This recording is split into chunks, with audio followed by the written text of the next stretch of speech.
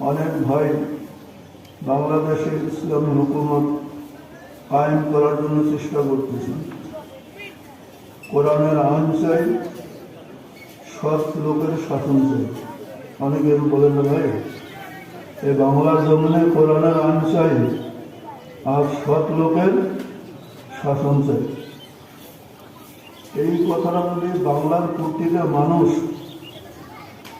বাংলার জমিনে কোরআনের আইন চাই, সৎ লোকের শাসন চাই যদি তসবির মতো প্রতিদিন পাঠ করে, তসবি করেন না মাঝে মাঝে, তসবি হাতে নিয়ে পড়তেছেন কোরআনের আইন চাই, সৎ লোকের শাসন চাই, আর তসবি বলতেছেন এইভাবে প্রতিটা মানুষ একটা করে তসবি নেন আর বলেন বাংলার জমিনে কোরআনের আইন চাই, সৎ লোকের শাসন চাই, তাহলে কি সেটা বাস্তবে পরিণত হইবে?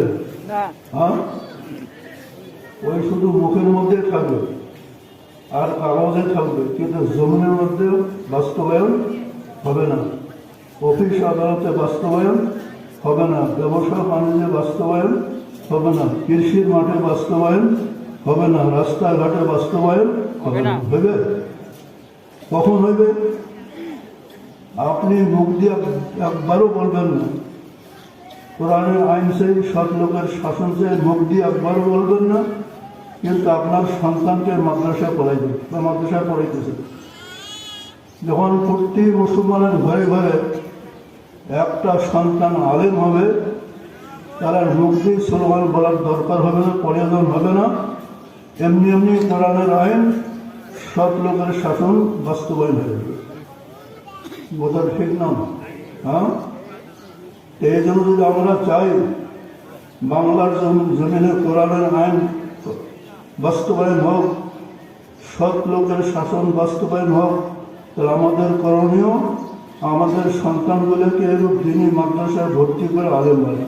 হ্যাঁ, বালকদেরকে বালকের মাদ্রাসায় ভর্তি আলেম বানা, বালিকাদেরকে বালিকা মাদ্রাসায় ভর্তি আলেমা বানা। তখন আর কোনো স্লোগান লাগবে না। যখন নির্বাচনের সময় আসবে, যদি কোনো ইসলামিক প্রার্থী থাকে, এমনি এমনি তার বাক্স ভর্তি হয়ে যাবে। হ্যাঁ, কথা বলেন নেই, কিন্তু মুখ দিয়ে যতই স্লোগান উঠান, বর্তমান জামানে আমি তো মাঝে মাঝে মাহফিলে যাই, ওই দোয়ার উদ্দেশ্যে যাই, ছোট বড় অনেক বক্তা এরা মাহফিলকে গরম করিয়ে তোলে। গরম করিয়ে তোলে না, কি কয়?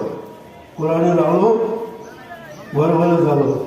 হ্যাঁ, এক নারায় তকবীর আল্লাহ একদম মাহফিলকে গরম করে তোলে। কিন্তু যে বক্তা সেও তার সন্তানকে মাদ্রাসায় পড়ায় না, যারা শ্রোতা তারাও তাদের সন্তানকে মাদ্রাসায় পড়ায় না। কোথায় পড়ায়? স্কুল কলেজে। ওই স্লোগানে কোনো কাজ হইবে? ওই স্লোগান শুধু মুখতে থাকবে, কাগজের মধ্যে থাকবে, বাস্তবের মধ্যে বাস্তবায়ন হবে না, তাই না ভাই? এই জন্য এই বাংলার জমিনে কোরআনের আইন, সৎ লোকের শাসন কায়েম করতে গেলে প্রতি পরিবার থেকে কমপক্ষে একটা করে সন্তান আলেম হবে। প্রতি পরিবার থেকে একটা করে সন্তান আলেম হবে। যখন প্রতি পরিবার থেকে একটা করে সন্তান আলেম হবে, ওই আলেম সন্তানের ওসিলায় দেখবেন বিনা স্লোগানে, বিনা জেহাদে, রক্ত দেওয়া ছাড়া, গর্দান দেওয়া ছাড়া, মাথা দেওয়া ছাড়াই ইসলামী হুকুমত বাস্তবায়ন হয়ে যাবে। অনেকে স্লোগানের মধ্যে তো রক্ত দেব, গর্দান দেব, কাল্লা দিয়ে ইসলামী হুকুমত কায়েম করবো। আমি বলছি কাল্লা দেব, কাল্লাও দেবার লাগবে না, রক্তও দেবার লাগবে না, গর্দানও দেবার লাগবে না, আগে নিজে আলেম হন, সন্তানকে আলেম বানান।